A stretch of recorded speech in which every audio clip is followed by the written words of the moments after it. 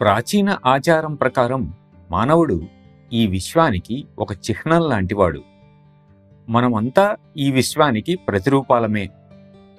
మనలో సింహానికుండే ధైర్యం, పెద్ద పులికి ఉండే కర్కశత్వం, పాములోని విషం, కుందేలులోని సాధు స్వభావం, జింక యొక్క చంచల స్వభావం, గుడ్లగూపకుండే వివేకం, డేగకుండే దృష్టి తీక్షణత ఉన్నాయి. మనం మనలో ఏది సృష్టిస్తే దాని ప్రతిరూపం బయట కనిపిస్తుంది. మీలో ద్వేషాన్ని పుట్టిస్తే బయట కూడా ద్వేషమే కనపడుతుంది. కాబట్టి మనం తెలుసుకోవలసింది, మనతో పోరాటం సాగించేది మనం సృష్టించుకున్నదే. ఇంత సమర్థుడైన మానవుడు తనలో నిరంతరం ప్రేమను సృష్టిస్తే ఈ జగమంతా ప్రేమమయమవుతుంది.